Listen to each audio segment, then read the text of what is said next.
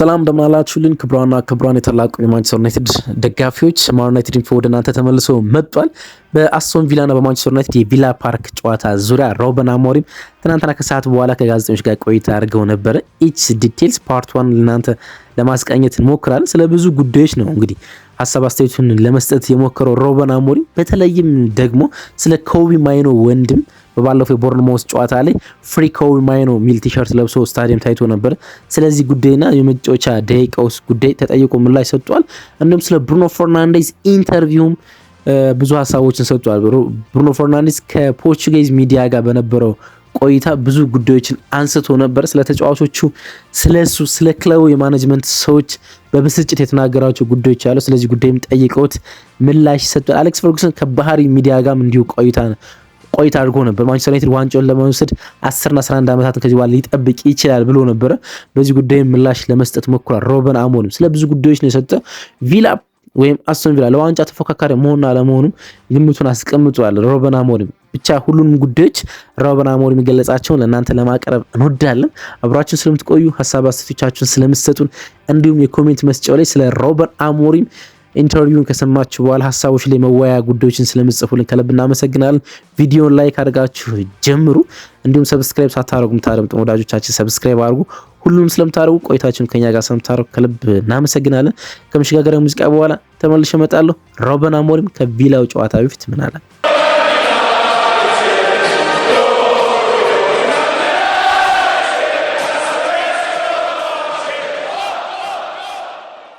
ለሩበን አሞሪም መቅረብ የጀመሩት ከቲም ኒውስ ነው። ካስሜሮን አጣሃል፣ ደግሞም ወደ አፍሪካ ዋንጫ የሄዱበት ተጫዋቾች አሉ። ለእሁዱ ጨዋታ ተጨማሪ የማይኖሩ ተጫዋቾች አሉ፣ አፕዴት አድርገን እስኪ ብለው የመጀመሪያ ጥያቄ ያቀረቡት አይ ሁሉም ሰዎች ደህና ናቸው ብዬ አስባሉ። አንድ ተጨማሪ የልምድ ክፍለ ጊዜ ያለን አለ። ትናንትና የሰጠው ጋዜጣዊ መግለጫ ስለሆነ የቀሩት ይመለሳሉ ብዬ አስባሉ። ሁሉም ሰው ዝግጁ ነው አለ። ከዛ ለጋዜጠኛው እዛው ላይ እኔንም ያስገረመኝ ነገር ነበር። ሁሉም ተመልሷል ሲል ማቲያስ ዲሊትንና ማጉዌርን ጨምሮ መስሎኝ ነበር። ይህ ማለት ዲሊትና ማጉዌርም ሊሰለፉ ይችላሉ ብሎ ጠየቀው። አይ ማንም አላገገምም፣ ማንም አዲስ ጉዳት የለም ለማለት ነው፣ አዲስ ቲም ኒውስ የለም ለማለት ነው እንጂ አስቀድሞም ተጫዋቾች ሁሉ ለዚህ ጨዋታ ዝግጁ ናቸው ስል ነው ሲል ማቲያስ ዲሊትና ሃሪ ማጉዌር ከዚህኛው ጨዋታ ውጭ መሆናቸውን ሩበን አሞሪም አረጋግጧል። በቅርብ ጊዜ በጋዜጣዊ መግለጫዎች ስለ ኮቢ ማይኖ ብዙ ተጠይቀዋል ብሎ ጠየቀው። አዎ በጣም ተደጋጋሚ ነው ስለ ኮቢ ማይኖ መሰለፍና ለመሰለፍ የሚጠየቀውና ከዛ ጋዜጠኛው ወንድሙ ፍሪ ኮቢ ማይኖ ሚል ቲሸርት ለብሶ ባለፈው ታይቷል፣ ስለዚህ አለመጠየቅ አንችልም፣ አይተዋል፣ ከኮቢ ጋር ስለዚህ ጉዳይ ተነጋግረሃል ብለው ጠየቁትና የኮቢ ማይኖ ወንድም ባለፈው ከቦርንማውዝ ጋር በነበረው ጨዋታ ላይ ፍሪ ኮቢ ማይኖ ሚል ቲሸርት ለብሶ ነበር የታየው። ያን የኢንስታግራም ፖስት ደግሞ ኮቢ ማይኖ ላይክ አድርጎት ነበረ እና ሩበን አሞሪም አይ ቲሸርቱን የለበሰው ኮቢ አልነበረም፣ በቲሸርቱ ምክንያት ወደ ቋሚ አስተላለፍ አይመጣም፣ ነገር ግን በቲሸርቱ ምክንያትም ወደ ቤንች አይወርድም፣ እሱ ለመጫወት ትክክለኛው ሰው እንደሆነ ከተሰማን ይጫወታል፣ ስለዚህ ያ ችግር አይደለም፣ ለምጄዋለሁ፣ እንዲህ አይነት ነገር እዚህ ለአንድ ዓመት ያህል ቆይቻለሁ፣ አዲስ አይደለም፣ ስለዚህ ያንን ነገር ለመቋቋም አሁን ዝግጁ ነኝ፣ ግን ከቤተሰብ ውስጥ የሆነ ሰው የሆነ ነገር እያደረገ ስለሆነ ለኮቢ ምንም ነገር አናደርግም፣ እሱ ተመሳሳይ እሱን የምንይዝበት መንገድ በተመሳሳይ መንገድ ይቀጥላል፣ ለመጫወት ትክክለኛው ሰው ሆኖ ከተሰማን እሱ መጀመር ይጀምራል ሲል ወደ ቋሚ አስተላለፍ ለመምጣትና ቤንች ለመሆን ወንድሙ ያደረገው ነገር ምንም አይነት ለውጥ እንደማይፈጥር ነው ለመናገር የሞከረው ሩበን አሞሪም። ስለዚህ ጨዋታ ስናወራ አለው አንድ ጋዜጠኛ ቪላ 9 ተከታታይ ጨዋታዎችን በሁሉም ውድድሮች አሸንፏል። ባለፉት 17 ጨዋታዎች 15ቱንም በሁሉም ውድድሮች አሸንፏል። እውነተኛ የፕሪሚየር ሊግ ዋንጫ ተፎካካሪ ናችሁ ብላችሁ ታስባላችሁ ሲል ስለ ቪላ ጠየቁት። ሁሉም ነገር ሊከሰት ይችላል፣ ብዙ ልምድ ያለው አሰልጣኝ አላቸው አለ ሩበን አሞሪም። ቪላ ሲጫወት ስትመለከቱ በጣም የበሰለ ቡድን እንደሆነ ትረዳላችሁ። ኡናይ ኤምሬ ሲሸነፍ አይደነግጥም፣ ሲያሸንፍ ብዙ አይጨነቅም፣ ስሜቱን ሁሉ ጊዜ መቆጣጠር የሚችል አይነት ሰው ነው። እስከ መጨረሻው ድረስ ለዋንጫ የሚታገሉ ከሆነ በጣም ጠንካራ ቡድን ናቸው ብዬ አስባለሁ። አላቅም እንደሚፈጠር ግን ያንን ማድረግ የሚችሉ ይመስለኛል ሲል ሩበን አሞሪም ቪላ ለዋንጫ መጫወት እንደሚችል ማረጋገጥ ችሏል።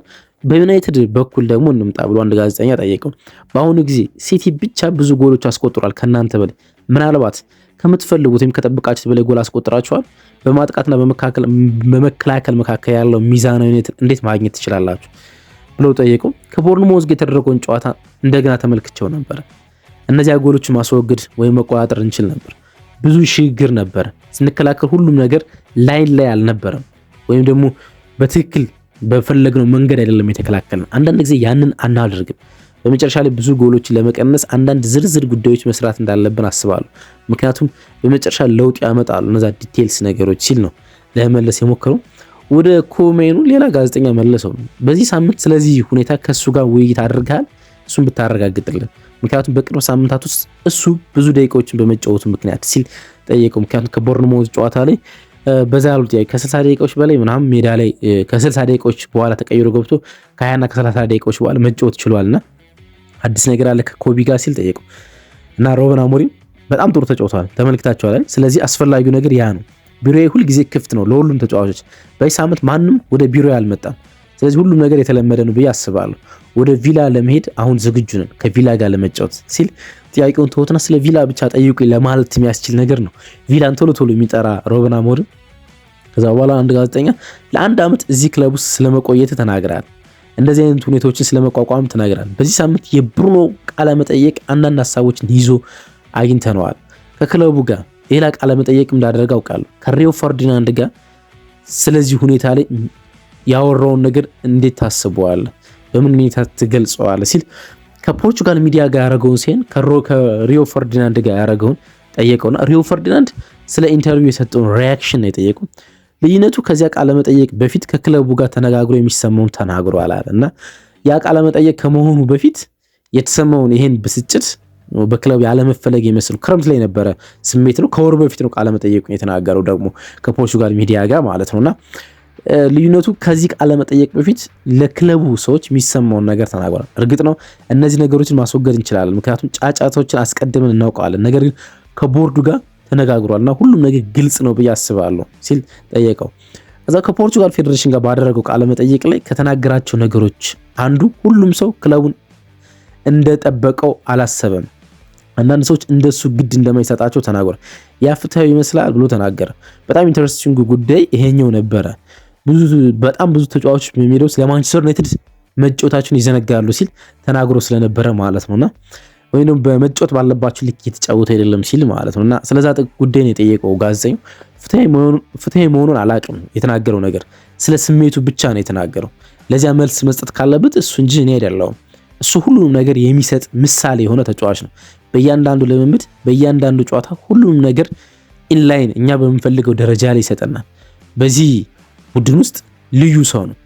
እሱ ያንን ስሜት አለው፣ ወደ ላይ ማውጣት ይችላል እና ያንን ስሜት ማግኘት አለብን። በሱ ልክ መጫወት፣ በሱ ስሜት ውስጥ መገኘት። ስለዚህ በቡድን ውስጥ ትልቅ ምሳሌ ስለሆነ ልንጠይቀው ይገባል፣ በዛ የስሜት ደረጃ ውስጥ እንዴት እየተጫወተ እንደሆነ እንጂ ልንገስጸው አይገባም ሲል ነው ሩበን አሞሪም ለመናገር የሞከረው። እሱ ካፕቴን ነው አለው አንድ ጋዜጠኛ። በመልበሻ ክፍል ውስጥ ትልቁ ሰው ነው። ያንን በእርግጥ የተሰማውን ቢሆን ኑሮ የተሰማውን ስሜት በእንደዚህ አይነት መንገድ ማረጋገጥ ነበረበት፣ ወይም ደግሞ በእንደዚህ አይነት ስሜት ውስጥ መናገር ነበረበት ሲል ጠይቀው። ስሜቱን ተናግሯል። ኦልሬዲ ብሩኖ ሲለማመድና ሲጫወት ሲመለከት እሱ ልዩ ካራክተር ነው ብዬ አስባለሁ። ቁጥሮቹ፣ የጨዋታዎቹ ብዛት እሱ የተለየ ተጫዋች መሆኑን ያረጋግጡላል ብዬ አስባለሁ ሲል ጥያቄውን ለመዝጋት ሞክሯል ሩበን አሞሪም ማለት ነው። ከዛ ወደ ሌላ ጥያቄ አመሩ። ኢንተረስቲንግ ወደሆነ ጥያቄ ማለት ነው። ስለ ክለቡ አስተዳደራዊ ጉዳዮች የሚያመለክት ጥያቄ ማለት ነው። ምክንያቱም በዚህ ጥያቄ ላይ ብዙ ነገሮች ሊመለሱ ይገባ ነበር። ስለመመለሱ እርግጠኛ አይደለሁም ሩበን አሞሪም። በክረምት ላይ አንድ ጉዳይ ተናግረ ነበር፣ በጠረጴዛ ጉዳይ ላይ ስለሚፈጠሩ ጉዳዮች፣ በመልበሻ ክፍል ውስጥ ሊፈቱ ስለሚችሉ የአመራር ጉዳዮች እና የአመራር ቡድኖችን ስለማደራጀት ተናግረ ነበረ። ሩበን አሞሪም ክረምት ላይ ምን ብሎ ነበር? በዚህ ውድድር ዓመት አንድ ያሻሻልነው ነገር ብዙ ከሜዳና ከሜዳ ውጭ ያሉ ነገሮች ማደራጀት ነው ብሎ ነበርና ብዙ ከሜዳ ውጭ ያሉ የአመራር ይሄ ማኔጅመንት ጉዳዮችን መብዛት አለባቸው፣ ስራው እሱ ላይ መቀነስ እንዳለበት ተናግሮ ነበርና ይህ ከኮቢ ጋር ያለውን ምናልባትም ከኮቢ ጋር ያላቸውን ግንኙነት በአስተዳደር ጉዳዮች ላይ ለመፍታት እክል ገጥሞ ይሆን ወይም ደግሞ እነሱ ይሄን ጉዳይ ለመፍታት እክል ሆኖ ቢሆን ብለው ጠየቁትና አይ ትንሽ ጉዳዮች እንደቀጥሉ ናቸው አለ። በጠበቀው ጉዳይ የማኔጅመንት ጉዳዮች እንዳልተፈቱ የሚያሳይ ነው። ሁሉም ነገሮች በጠበቅነው ጉዳዮች የሄዱ አይመስለኝ፣ ትንሽ እንደቀጠለ ነው አለ። በእግር ኳስ በክለባችን ውስጥ ያለው እያንዳንዱ ችግር አሁንም እኔ ያንን መቋቋም እንዳለብኝ ይሰማኛል፣ ግን ጊዜ ይወስዳል። ግን እንደገና በሩ ሁል ጊዜ ክፍት ነው። ኮቢ መምጣት ይችላል እኔ ጋር ከኔ ጋር መወያየት እንችላለን። የኮቢ ስራ መጫወት ነው፣ እኔ ደግሞ እሱ ማሰልጠን። በዚህ ጨዋታ ከቦርንሞዝ ጋር በጣም ጥሩ አድርጎ ተጫውቷል። ስለዚህ ለኔ በጣም አስፈላጊው ነገር ይሄ ነው። ሁሌም ኮቢ ጥሩ ሲጫወት መመልከት ብቻ። መጫወት ካለበት ይጫወታል፣ መጫወት ከፈለገ ይጫወታል። መጫወት እንደፈለገ ተጫዋች ነገሮች ካከናወነ ይጫወታል። መጫወት ካልፈለገ አይጫወትም ሲል አስረግጦ ነው ስለ ኮቢ ማይኖ የተናገረ ማለት። ቺዶ ኦቢ እና ሃሪ አማስ በሳምንቱ በማህበራዊ ሚዲያ ላይ የለጠፉትን አይተን እንደሆነ አላውቅም፣ በዚህ ጉዳይ ላይ ምን ትለናለህ ብለው ጠየቁት። ከሜዳ ውጭ ስላሉ ጉዳዮች ነው አብዙ ሰው እየጠየቁት የሚገኙት ማለት ነውና ከሜዳ ውጭ ያሉት የማንቸስተር ተጫዋቾች ለምን ድራማ እንደሚፈጥሩ አላውቅም። ቺዶ ኦቢ ማርቲን በቢ ቡድን ውስጥ በዋናው ቡድን ውስጥ የመጫወት እድል ያገኘ አይደለም። ማንቸስተር ዩናይትድ እንደጠበቀው ቺዶ ኦቢን ያገኘ አይመስልም። ሃሪ አማስ በውሰት እንደተሰጠ ይታወቃልና በውሰት በተሰጠበት ቡድን ውስጥ የሳምንቱ ምርጡ ተጫዋች ሆኗልና እነዛን ጉዳዮች የሚያሳዩ ፖስቶችን ለጥፈው ነበር። ስለዚህ ጉዳይ የጠየቁት በክለባችን ውስጥ ያለው የመብት ስሜት ትንሽ ይመስለኛል። አንዳንድ ጊዜ ጠንካራ ቃላት መጥፎ ቃላት አይደሉም ማለት በጣም የወደድኩት አገላለጽ። አንዳንዴ ጠንካራ ቃላት መጥፎ ቃላት አይደሉም። መጫወት እፈልጋለሁ ማለት ጠንካራ ቃላት ነው፣ ግን መጥፎ አይደለም ማለት ስሜቱን ነው የገለጸ። አንዳንድ ጊዜ አስቸጋሪ ጊዜያት ለልጆቹ መጥፎ ነገሮች አይደሉም። እሱን መረዳት ያለባቸው ይመስለኛል። አስቸጋሪ ጊዜያቶች ማንም ሰዎች ያልፋሉ፣ ግን መጥፎ ማለት አይደሉም አስቸጋሪያቸው ጊዜያቶች። በሁሉም ነገር በሁሉም ሁኔታ ሁል ጊዜ ከምስጋና ጋር መሆን አያስፈልግም። ለዚህ ነው በአሁኑ ጊዜ ስለ ብዙ ተጫዋቾች የሚናገሩት ከክለባቸው ጋር የሚቃረኑት። ሁሉም ነገር የሚሆነው መብት ስለሚሰማቸው ነው። ከዚያም ካልተጫወቱ ሁሉም ሰው ስለተሳሳተ እንድንለቅ የክለቡ ሰዎች ከክለቡ ጋር ግንኙነት ያላቸው ሰዎች ወረኞች ይናገራሉ፣ እንድንለቃቸው እንዳንይዛቸው ይናገራሉ። እሱ ግን ልክ አይመስለኝ። ጥቂት እናስብ፣ እንቆይ፣ እንታገል፣ እናሸንፍ። ምናልባት አሰልጣኙ ተሳስቷል፣ እናሳምነው። ስለዚህ ያንን ስሜት ለመዋጋት የሚያስፈልግን ኢነርጂ ማግኘት በጣም አስፈላጊ ነገር ይመስለኛል እና ያ ስሜት አለኝ። አሁን ቡድኑን የመጠበቅ የመጀመሪያው ሰው ነኝ እና ለቡድኑ አስፈላጊውን ነገር እያረኩ እንዳለው ይሰማኛል። ነገር ግን ከሜዳ ውጭ ይህንን ክለብ እንደማላሳጠው አስታውቃለሁ፣ ወይም ደግሞ ከሜዳ ውጭ ባሉ ጉዳዮች ስህተት የሆኑ ነገሮች እንደማልፈጽም አውቃለሁ። ሜዳ ውስጥ ያሉት ነገሮች ሁሉ ኃላፊነት ወስዳለሁ። ቡድኑ መጥፎ በተጫወተ ቁድና መጥፎ ሲሆን በታሪክ ተወቃሹ እኔ ነኝ፣ አሳጠዋለሁ። ከሜዳ ውጭ ባሉ ጉዳዮች ግን ለቡድኑ ተጠያቂ ነኝ ብዬ አላስብም። ተጫዋቾች አንዳንድ ጊዜ ለማንቸስተር ዩናይትድ መጫወት ምን ማለት እንደሆነ ይረሳሉ። እኛ እንደ ክለብ አንዳንድ ጊዜ ማን እንደሆነ እንረሳለን። ይህ ደግሞ ያለኝ ስሜት ነው። ሁሉንም ነገር ረዳዋለሁ። አካባቢውን፣ ተጫዋቾችን፣ የልጆቹን መብት እንዳላቸው ይሰማኛል። ፎቶ ይዞ ለአሰልጣኙ ምላሽ ለመስጠት ነፃነት ይሰማቸዋል። ቢሮዬ ክፍት ነው። ማንም ሊያናግረኝ መምጣት ይችላል። ነገሮችን መፍታት የምንችለው በዚህ መንገድ ነው። ስለዚህ መጀመሪያ እንደ ክለብ መለወጥ እንዳለብን አስባለሁ። ከዚያ ሁሉም ነገር ይለወጣል። ከዛ በኋላ ጋዜጠኞች ስለዚህ በኢንስታግራም ወይም ኢንስታግራም ጋር ሂደው የሚለጥፏቸው የሚጽፏቸው ነገሮች ምንም ለውጥ እንደማይፈይዱ ነው የሚያስቡት ብሎ ጠይቀዋል። እና ያን ነገር ለመናገር የሞከሩ በኢንስታግራም ላይ ከመሄድ ይልቅ ወደ አንተ መጣው መጠየቅ ማብራሪያ ቢፈልጉ ይሻላል ሲል ነው የተናገረው ጋዜጠኛው።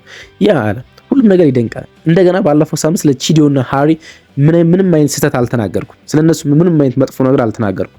ለማንቸስተር ዩናይትድ የመጫወት እድል እንዴት እንደሆነ ተናግሬያለሁ። ለማንቸስተር ዩናይትድ ለመጫወት ቀላል አይደለም እድሎችን ለማግኘት። አንዳንድ ጊዜ ለማንቸስተር ዩናይትድ ትጫወታለህ፣ የተለያዩ እውነታዎችን ትመለከታለህ። እግር ኳስ በተለየ ሁኔታ ነው የምንገነዘበው። በማንቸስተር ዩናይትድ ውስጥ በመሆኔ በጣም እድለኛ ሰውንኩ እንደሆነ ይሰማኛል። ያ የኔ ነጥብ ነው። ነገር ግን እንደገና መቀጠል አለብን። እንደገና ወደፊት መሄድ አለብን። ወደ ኋላ የሚጎቱትን ነገሮች ትተን ስለ ጨዋታዎች ብቻ ማሰብ አለብን። እሱ ነው ትክክለኛው ነገር ሲል ለመናገር የሞከረው ማለት ነው። ከዛ በኋላ አንድ ጋዜጠኛ በጣም ረዥም ዘለግ ያለ ጥያቄ ጠየቀው። ከዚህ በመቀጠል ብዙ ደጋፊዎች በእነዚህ ነጥቦች ከእርሰው ጋር ይስማማሉ ብዬ አስባለሁ። እነዚህ ችግሮች አሁንም ወደ ጠረጴዛው እየመጡ መሆናቸው አስገርሞኛል። የአመራር ቡድኑ ወይም ደግሞ አንዳንድ ከፍተኛ ተጫዋቾች በቡድኑ ያሉ ሲኒየር ተጫዋቾች በዚህ ደረጃ አንዳንድ ትንንሽ ነገሮችን ኃላፊነት መውሰድ ያለባቸው አይመስሎትም? እነዚህ ነገሮች መፍታት ያለበት አይመስሎትም? ሰር አሌክስ ፈርጉሰን ከሰሞኑ ከባህሪን ሚዲያ ጋር ባህሪን ከምትባለው ሀገር ጋር ማለት ከባህሪን ሚዲያ ጋር ቃለ መጠይቅ አጋው ነበር እና የሚያጋጥሙና ከፊት ለፊት የሚጠብቁትን ችግሮች ቀላል እንዳልሆኑ ተናግረዋል። ስለ ሩበን አሞሪም ማለት ሩበን አሞሪም ከዚህም በላይ ፈተናዎች ሊገጥሙት ይችላሉ ብለው ስለነበረ ማለት ነው። ሊቨርፑል በ1990 ዋንጫውን ካሸነፈ በኋላ እንደገና ለማሸነፍ 30 ዓመታትን ጠብቀዋል። ዩናይትድ ይህን ዋንጫ ደግሞ ለማሸነፍ 10 ወይም 11 ዓመታት ከዚህ በኋላ ሊወስድ ይችላል ሲሉ ተናግረዋል። ስለዚህ ምን ያስባሉ ብሎ አንድ ጋዜጠኛ ጠየቀው። እሱ እግር ኳስን ከኔ በላይ በደንብ ይረዳል አለ ሰር አሌክስ ፈርጉሰን። በተለይም የእንግሊዝ እግር ኳስን ከኔ በላይ ይረዳል።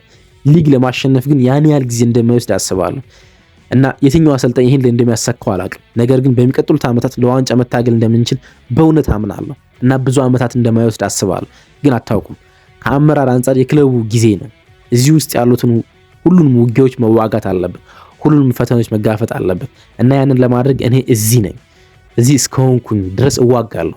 ወደ ኋላ አላለም በፍጹም። ለማንቸስተር ዩናይትድ የሚያስፈልገውን ነገር ሁሉ ለማድረግ ለመስጠት እዚህ ያለው። ስለዚህ የሚጠይቁኝን መስጠት ያለብኝን ነገር ሁሉንም ነገር እሰጣለሁ። ሁሉንም ነገር ለመፍታት እዚሁ ያለው ሲል ነው ለመናገር የመከሩ። በመጨረሻ አንድ ጋዜጠኛ የመጨረሻውን ጥያቄ ጠየቀው። ሆኖም ሁሉንም ነገር ማድረግ አትችልም ብዬ አስባለሁ። ምክንያቱም አንድ ሰው ነህ አንተ። ተጫዋቾቹ ሊያግዙ ይገባል። ያንዳንዱ የምትቆጣጠራቸውን መልበሻ ክፍል ለመቆጣጠር ሲኒየር ተጫዋቾቹ ሊያግዙ ይገባሉ። ማኔጅመንቱ ተጫዋቾችን እንድትቆጣጠር ሊያግዝ ይገባል። ስለዚህ ምን ታስፋለህ ብሎ ጠየቁት። ሁሉም ነገር እንተው፣ እንደ ቡድን እየተሻሻለ እንደሆነ ይሰማኛል። በጥቃቅን ጉዳዮች እንደ ዲቴይልስ ጥቃቅን ጉዳዮችን ትኩረት እያደረግን ነው። የተለየ ቡድን ከሆነ ብዙ ጎሎች አይቆጠሩብንም። ነገር ግን የበለጠ ያስመዘገብን ጎሎች የተቆጠሩብን ከሄደን ልክ አይደለም። ስለዚህ ስለ አዎንታዊ ጎኖች ብቻ አስባለሁ። አዎንታዊ ጎሎች እያስገባ ነው። ስለዚህ ለቢለው ጨዋታ ጎል ስለማስቆጠር እያሰብኩ ነው። ስለዛ ብቻ እናስብ ሁላችንም ሲል ጥያቄውን ለማቆም ወይም ደግሞ ጥያቄውን ለመጨረስ ሞክሯል ማለት ነው። ሩበን አሞሪም ከጋዜጠኞች ጋር የነበረው ቆይታ ይህን ይመስል ነበር። እንዴት አገኛችሁት? ከሩበን አሞሪም ሀሳቦች ጋር እንዴት ሄዳችሁ? በተለይ ደግሞ ስለ ኮቢ ማይኖ፣ ስለ ብሩኖ ፈርናንዴስ፣ ስለ አሌክስ ፈርጉሰን፣ ስለ ዋንጫ ማንሳት የሰጣችሁን ሀሳቦች እንዴት ትመለከታላችሁ? ጻፉልኝ። መልካም ቀን ይሁን። ነገ ማልዳ ስንገናኝ በፕሪማች ሪቪው እንገናኛለን። ባይ